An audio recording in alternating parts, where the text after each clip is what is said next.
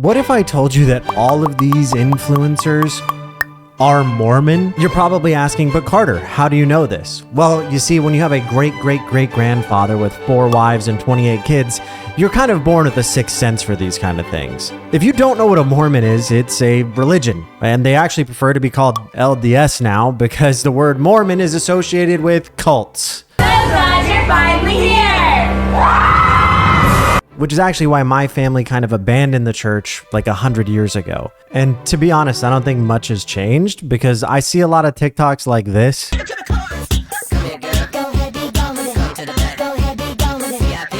You can't tell me that doesn't seem a little cult-like, right? What's interesting is right after the last president of the church died, the new president, President Nelson, stepped in and instantly had a prophetic vision. We will no longer be called Mormon. We will be called the Church of Jesus Christ of Latter-day Saints only. And that was shortly after they had just ran a whole campaign called I'm a Mormon. Я врач, нейрохирург. Я Андрей Климаш, и я мормон.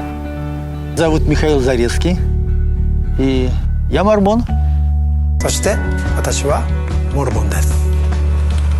Mein Name ist Christian Bolt und ich bin Mormone. I'm a husband, I'm a father, I'm a Texan. I believe in serving others. My name is Eric Cooper, and I'm a Mormon. At this point, they should probably just give up being called anything besides Mormon. Aside from those who have explicitly told us they are either ex-Mormon or are currently Mormon, a lot don't tell us because of the stigma attached to being Mormon. So why is it that so many Mormons are successful influencers? But right before we get into that, let me just give you a really quick rundown of what a Mormon is. I'll make a whole video maybe one day about like the insanity of the history of Mormons and like Joseph Smith and stuff, but this will do for this video. Mormons believe in a thing called the Book of Mormon, which is essentially a DLC for the Bible. It is what God forgot to put in the last other versions that he did, or what the Pope has forgot to put in there. Essentially, Joseph Smith was told by the angel Moroni that there was gold tablets in his backyard that he had to read using a hat and the special stones called Uma Thurman or something. Since Mormons believe that their president is also a prophet with like God on speed dial, essentially they can patch out old beliefs like this one pretty quickly. Those who remain neutral in the battle were cursed to be born with black skin. This is the Mormon explanation for the race. I mean, it couldn't have taken that long to get the patch notes on that one, right?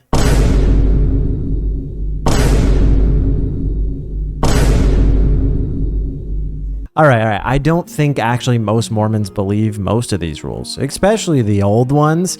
I mean, look at Taylor here. No, I really don't know. When I moved to Salt Lake City when I was in high school, one thing you definitely learn is that modest is hottest, or at least that's what the Mormon girls always said, except for when it came to athleisure wear. And you know what? I found that there's a lot of loopholes with Mormons. Helping my Mormon friend with soaking. But back to the topic of this video. How many influencers are Mormon? Honestly, it seems like almost any time I find a new big influencer that I like, whether it be on TikTok or YouTube, they're Mormon. And those numbers become more inflated the moment you get into family lifestyle TikTokers or YouTubers. I mean, do you guys remember this lady, Nara Smith?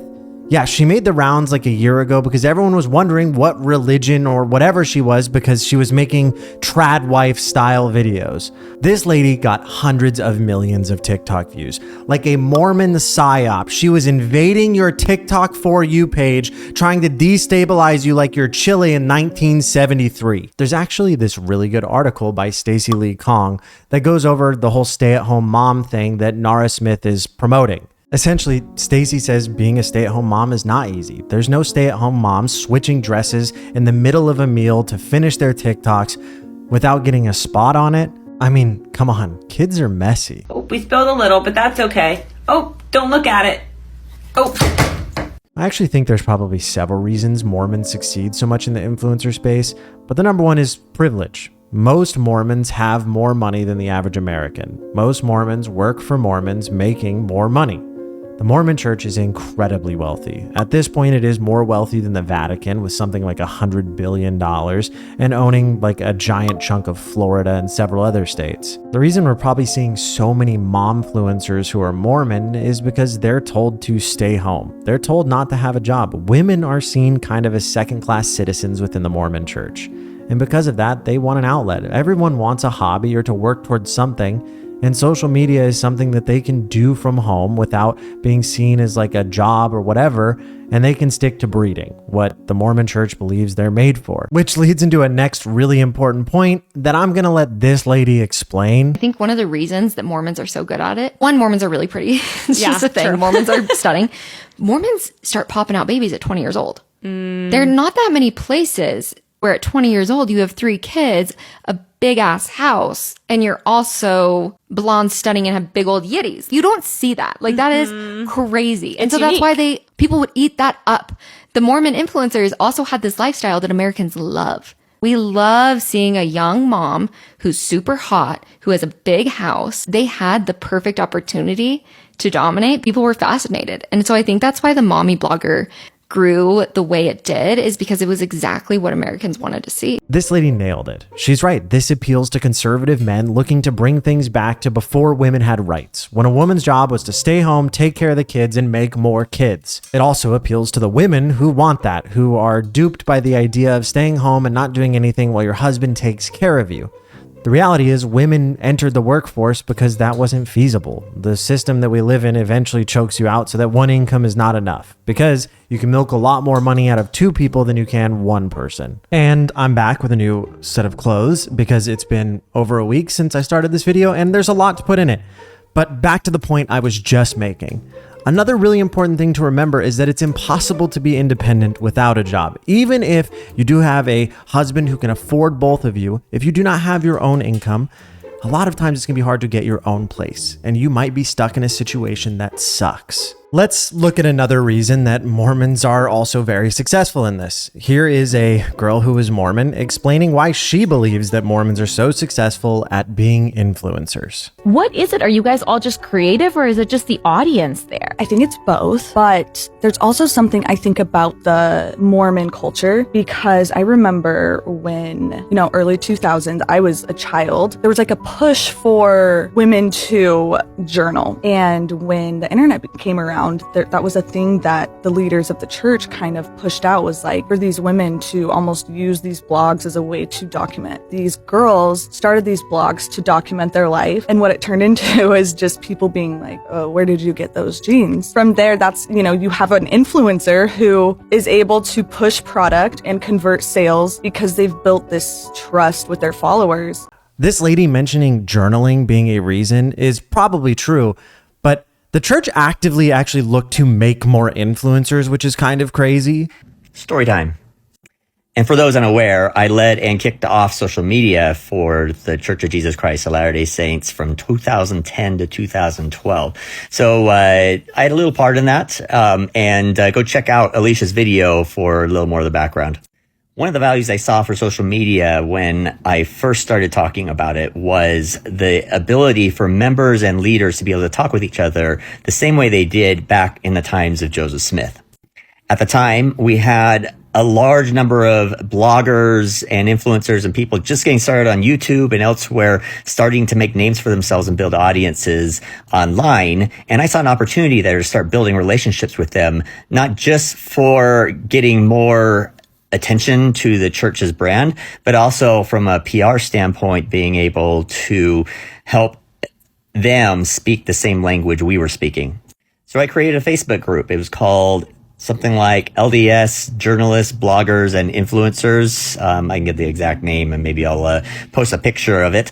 And started inviting all the influencer friends that I got to know over the years, and that were still Mormon, active Mormon, and that were proponents of the church. We didn't invite people like John DeLynn because he was not a proponent. Sorry, John. And in this group, we give them special access to messaging and other things that we were getting ready to launch, things that we wanted them to share, things that we wanted them to talk about. And we started to build a community of these influencers that were all talking and communicating with each other. Now, I don't know what has remained since I left, but I know for quite a while that group still existed and people were still inviting friends and others into the group. And there was a good community of at least bloggers and some YouTubers that were all communicating back and forth, trying to figure out ways to help out the church. The question is, does that still exist? Now, a lot of this gets into Mormon belief, obviously, of wanting to share and spread the gospel of Jesus Christ and using the social media as a way to do that. But much of the reason that it is such a big deal on social media is because they talk to each other. In many ways, Mormons are a lot like the Jews in their network in that they speak to each other, talk to each other, network with each other. The only difference is the minute you leave Mormonism, you're gone from the network, which is basically what happened to me. Okay, there's actually a lot to unpack in this video. Essentially, he is saying that there is a lot of reason for Mormons to become influencers. Spreading the message of being a Mormon is incredibly important. It's probably why Mormons are so good at taking jokes, such as the Book of Mormon play, or a lot of times South Park has poked fun at Mormons, along with a lot of other media. He also mentioned something else, that there is a network of Mormons, and having that network helps you get your feet off the ground as an influencer. It is no secret to influencers or anybody who pays attention to influencer sphere that influencers are made by other influencers. You would be hard pressed to find an influencer who is not friends with somebody who was an influencer already. In the beginning, yes, people do pop up out of nowhere, but we are long past the beginning of social media, which there probably was a lot of Mormons in the start of social media blowing up as well. With the rise of YouTube and TikTok and everything, there's always been someone who was probably Mormon, just statistically, in the beginning. And they've also changed with trends, which is why I see a lot of very weird new Mormon TikToks like this. F-I-E-N-D-S. We're just friends. So don't go look at me with that look in your... Huh? F-I-E-N-D-S. We're just friends. So don't go look at me with that look... Huh?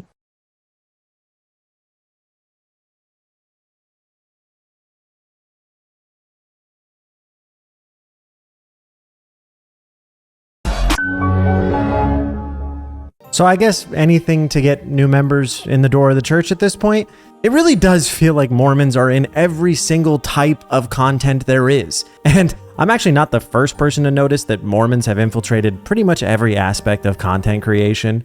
Yes, they are, and so is every influencer you've loved for the past decade. Finally, a chance to share an elaborate diagram. I believe all Mormon influencers fall into one of these main three categories. One, luxury. These are the OG 2012 fashion bloggers who are still doing it and raking in the dollars. Focal points will be swipe ups during the Nordstrom anniversary sale, taking professional photos as they cross a busy street full of taxi cabs on New York Fashion Week, and home tours of their shoe closet, inside the regular closet, inside their cloffice. This category is obviously ruled by the Scala sister dynasty. Two is chill. It's about not trying too hard to look cool. This is terracotta earth-toned linen bedding, an Instagram full of refreshingly artistic film photography with a focus on imperfections and letting the moment be real. They are outdoorsy and like always in a hammock.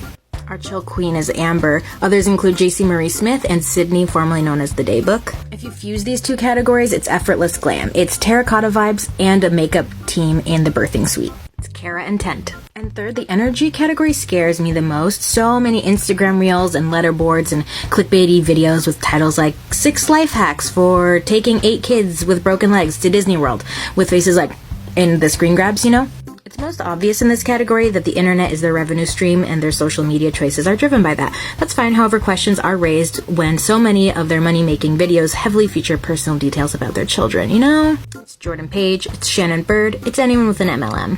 And I do think there's a bubble within this bubble of the evangelicals, the ones that truly make Mormonism the core of their brand identity. It's Al Fox Caraway or Nini Dialogues. In between energy and chill is vibing enthusiastically. This is a big, powerful category. It's the big families, big energy, the outward appearance of having it all, and a cozy family night in the backyard or in Peru. Examples include the Bucket List family, the Divine family, Taza, and all the Hawaii moms. Last but certainly not least, energy luxury makes a chaotic public display of wealth. And you know who it is, right? Yeah, it's Turtle Creek Lane. I'd also put Sarah Tripp of Sassy Red Lipstick in here. You know, flaunting a bold lip and a fat wallet. And they're all Mormon, whether by their own public declaration or context clues. Maybe I just had a life back then, but I don't know a single one of these people. But I don't doubt her. There is a lot of Mormons. And as I was making this video, I discovered a very big YouTuber is also Mormon. And I'm not talking about the CIA one. I'm talking about Jerry Rig Everything, which makes a lot of sense when you consider he's building an entire bunker. Mormons love two things. They love God and preparing for the end of the world or a bad day. And that is one of the several signs that people like myself use to identify Mormons. When you know what to look for, you notice they're kind of everywhere. Because I said at the beginning of this video, I have a Mormon sixth sense, and that Mormon sixth sense is just observing things that all Mormons do. Or at least most Mormons do. Because as you've learned, not all Mormons follow the rules.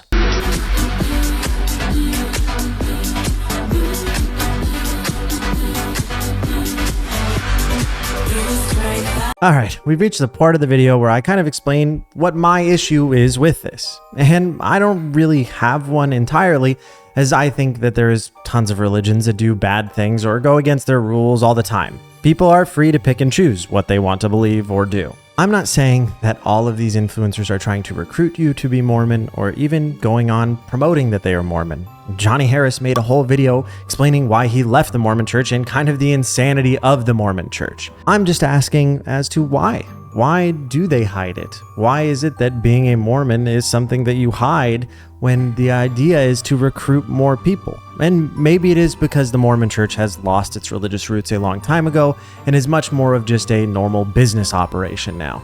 Or maybe it's because they are ashamed and they are making content, like I mentioned earlier, to just secure financial freedom. I have my own personal problems with the church. The church led to several of my friends committing suicide when I was young, probably due to the fact that their families were Mormon and they were queer. Anyways, that's all I have for this video. Sorry it took a little bit long. Like I said, I'm trying to upload weekly, but sometimes videos get a little bit big. And this video probably will need multiple parts, as there's an entire sect of like MLMs that I should talk about in relation to the church and how they got all their money. The church is incredibly crazy in their history. Also, Johnny Harris never finished that really interesting series. Aside from that, if you liked the video, subscribe, like it, whatever YouTubers tell you to do, and check me out on Twitch. I'm live every day at 7 p.m. PST over on twitch.tv/Carter. Bye-bye.